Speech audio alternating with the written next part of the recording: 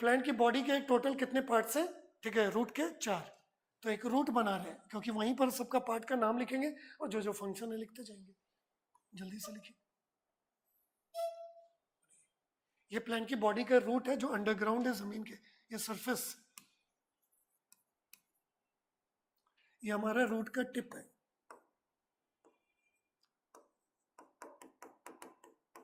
जिसको कहते हैं root cap. Root cap parenchymatous in nature होते हैं।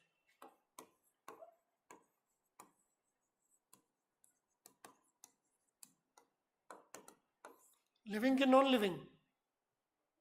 लिविंग। क्या पैरेनकाइमा टिश्यूज लिविंग होकर सेक्रेटरी हो सकता है? सेक्रेटरी मतलब कुछ प्रोड्यूस किया, प्रोड्यूस करके उसको अपने पास रखेगा नहीं, बल्कि सिक्रीट कर देगा, ट्रांसपोर्ट कर देगा। क्या ये सेक्रेटरी इन नेचर हो सकते हैं? यस, हमने पढ़ाया है आपको, अपने नोट्स में देखिएगा। पैरेनकाइमा जो सेक्रेटरी इन नेचर होते हैं उनको सेक्रेटरी टिश्यू या सेक्रेटरी सेल्स कहते हैं। हमारा रूट का जो टिप है, जिसको रूट कैप कहते हैं, वो पैरेनकाइमेटस टिश्यू से बना है, लिविंग इन नेचर होती है। और कैसी होती है? Secretary in nature. जिस रूट का काम है कि क्या करना, कुछ बनाना और बनाकर उसको ट्रांसपोर्ट करना, यानी कि सिक्रीट करना। मान लो कि एक छोटा सा यंग प्लांट है, तो इस प्लांट का जब रूट बनेगा तो रूट वह छोटा है, कल जाकर ये रूट बहुत बड़ा हो गया, रोड तक चला गया, नीचे जमीन के अंदर अंदर। तो इतना बड़ा कैसे गया वहां तक? तो क्या उस रूट को हाथ पैर है कि खुद खोद के पहुंच गया वहां तक? तो हमने जाना कि रूट कैप का काम होता है क्या प्रोड्यूस करना और उसको सिक्रीट करना, that is known as mucilage. Root cap क्या प्रोड्यूस करती है? म्यूसिलेज। या क्या सिक्रीट करती है? म्यूसिलेज। म्यूसिलेज एक कार्बोहाइड्रेट है, जिस कार्बोहाइड्रेट को हम जानते हैं कि वो जेल लाइक सब्सटेंस की तरह होते हैं, जिसको वो सिक्रीट करके कहाँ डालेगी? Into soil.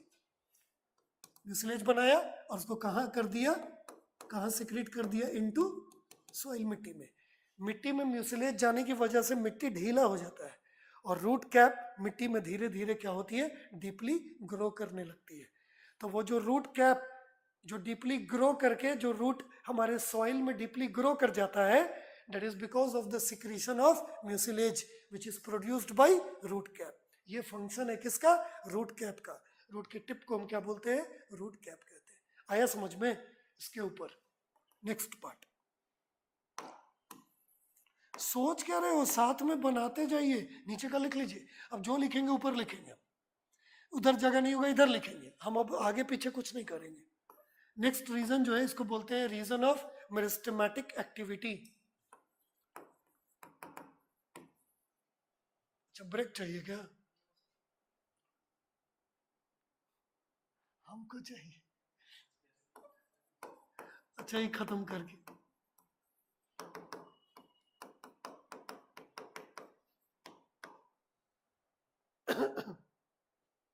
Reason of meristematic activity. अब ये नाम मेरिस्टेमेटिक एक्टिविटी में वर्ड मेरिस्टेमेटिक से आप समझ रहे होंगे कि ये वाला रूट का जो रीजन है उसमें कौन सी टिश्यू है? Meristematic tissue. आ रही है बात समझ में? और मेरिस्टेमेटिक टिश्यू कौन से सेल से बनता है? Meristematic cell.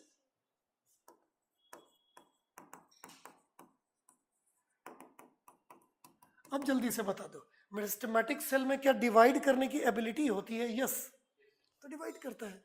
लेकिन ध्यान रखिएगा कि रूट के रीजन जो ये वाला पार्ट है, जिसको रीजन ऑफ मेरिस्टेमेटिक एक्टिविटी कहते हैं, उसके जो मेरिस्टेमेटिक सेल्स हैं जब वो डिवाइड करेंगे, तो हमने जाना कि इस रीजन के जो सेल्स हैं वो रैपिड, तेजी से डिवीजन नहीं करते, ग्रेजुअल डिवीजन करते हैं। द वर्ड ग्रेजुअल मतलब धीरे धीरे, ग्रेजुअल सेल डिवीजन करते हैं।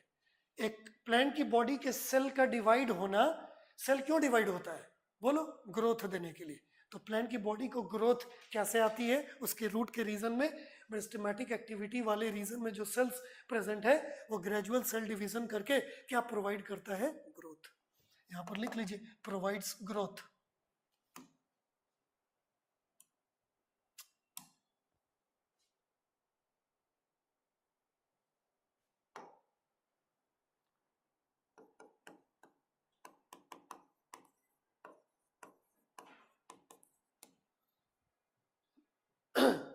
आ जाइए नेक्स्ट। हमारा इस रीजन ऑफ मेरिस्टेमेटिक एक्टिविटी के ऊपर अगर जाएंगे तो हमारा नेक्स्ट रीजन है जो हमारी पूरी रूट का सबसे लार्जर पार्ट है। सुनना रही बात, इसको हम बोलते हैं रीजन ऑफ इलोंगेशन। नाम से ही समझ रहे होंगे कि सबसे इलोंगेटेड पार्ट है। ये जो रीजन ऑफ इलोंगेशन है, ये इलोंगेटेड क्यों है? क्योंकि इस जगह पर जो मेरिस्टेमेटिक टिश्यू और उनके सेल्स हैं वो ग्रेजुअल नहीं बल्कि रैपिड सेल डिवीजन कर रहे हैं। तो हमने जाना कि रीजन ऑफ इलोंगेशन उस साइट को, रूट को कहा जाता है जो सबसे लार्ज इन साइज होती है। ऐसी एरिया को हमने जाना कि वहां पर कौन सी टिश्यू है,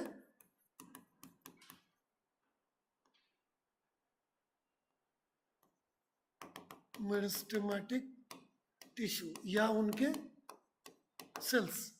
पीछे वाले में लिखा था कि ग्रेजुअल सेल डिवीजन करते हैं, यहां पर लिखेंगे कि यहां पर तेजी से डिवाइड करता है। रैपिड सेल डिवीजन करता है, और रैपिड सेल डिवीजन करेगा तो रैपिडली तेजी से जल्दी जल्दी डिवाइड होकर वो प्लांट्स की बॉडी के रूट को क्या करेगा, इलोंगेट करके साइज में क्या करेगा, बड़ा। समझ में आ रही है बात? यानी कि ये भी किस काम के लिए? टू प्रोवाइड, बोलोगे का यस सर बोलने के लिए बोल रहे हैं, टू प्रोवाइड ग्रोथ। समझ में आ रही है बात? अब इसके तुरंत ऊपर जाएंगे तो क्या हमेशा रूट के रीजन डिवाइड ही करते रहेंगे? तब तो पटना से कलकत्ता चल जाएगा ये रूट। आ रही है बात समझ में ना? तो इसको तो कभी तो मैच्योर होना है। तो हमने जाना कि रूट का वो रीजन जो जमीन के तुरंत नीचे है, जिसको रीजन ऑफ मैच्योरेशन कहते हैं या मैच्योरेशन जोन कहते हैं, हमने जाना कि वो कैसी होती है, मेरिस्टेमेटिक नहीं बल्कि उसके डिवाइड करने की सेल्स की क्षमता खत्म हो जाती है और वो क्या बन जाता है, परमानेंट टिश्यू। समझ में आ रही है बात? ये जो रीजन बच गया, इस रीजन को कहते हैं रीजन ऑफ मैच्योरेशन, या इसको मैच्योरेशन जोन कह रहे हैं। ये मेरिस्टेमेटिक नहीं है बल्कि कौन से टिश्यू है, परमानेंट टिश्यू है।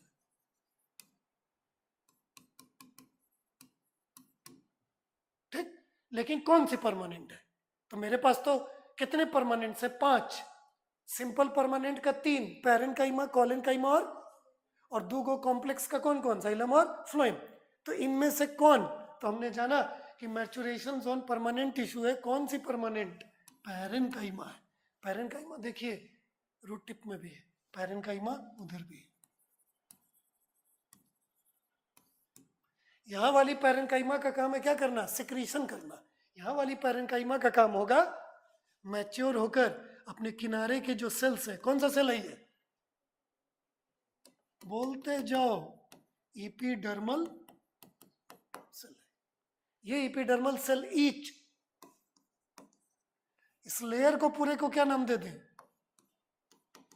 सबसे बाहरी लेयर को इपीडर्मिस। उस इपीडर्मिस के ईच सेल को क्या बोलते हैं, इपीडर्मल सेल, जो क्या करेगा, इलोंगेट करेगा बाहर की ओर, और वो क्या बनाएगा, क्या बनाएगा, व्हाइट कलर का, उजला कलर का,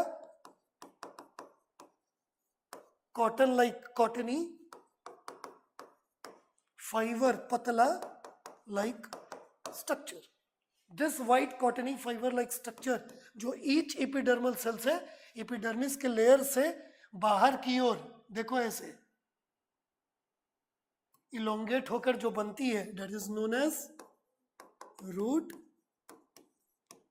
हेयर्स। ये जो मैंने बनाया ये क्या है, रूट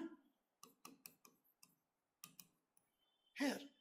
तो रूट हेयर क्या रीजन ऑफ इलोंगेशन वाले साइट में होती है? नहीं। क्या रीजन ऑफ मेरिस्टेमेटिक जोन में होती है? नहीं। क्या रूट कैप में होता है? नहीं। सिर्फ कहाँ होता है, इसमें। तो मैच्योरेशन जोन को अगर नाम दे दे रूट हेयर जोन तो चलेगा। मैच्योरेशन जोन का दूसरा नाम है रूट हेयर जोन। सुनना रही है बात? और रूट हेयर्स जो बने, क्या वो ईच इपीडर्मल सेल से एक रूट हेयर बनता है? यस।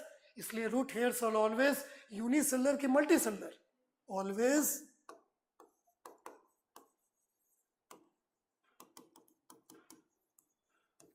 Unicellular in nature. आ रहा है समझ में? और इसी रूट हेयर का काम होगा वाटर एंड मिनरल्स को क्या करना, एब्सॉर्ब करना। आ रहा है बात समझ में? ये जो भी बातें की that was part of root. अब जाएंगे रूट के टाइप्स में। अब आएगा हमारे सामने रूट के टाइप्स में टैप रूट कौन है, फाइबरस रूट कौन है, एडवेंटिशियस रूट कौन है, और वही बताते समय थोड़ा सा मॉडिफिकेशन भी। हाँ लेकिन फिर से रिपीट कर रहे हैं, सिलेबस में मॉडिफिकेशन को हटा दिया गया है, लेकिन थोड़ा बहुत नाम देकर एग्जाम्पल देकर उतना उतना बात कर लेंगे।